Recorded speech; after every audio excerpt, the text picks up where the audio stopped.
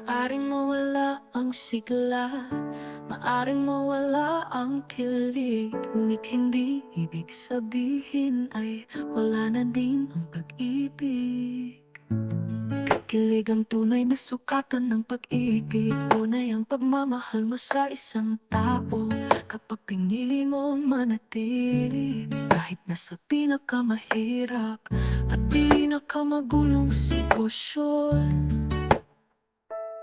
Sapagkat tungkulin ninyong damayan at samahan ng isa't isa sa pinakamahirap at pinakamabigat na laban sa mundo.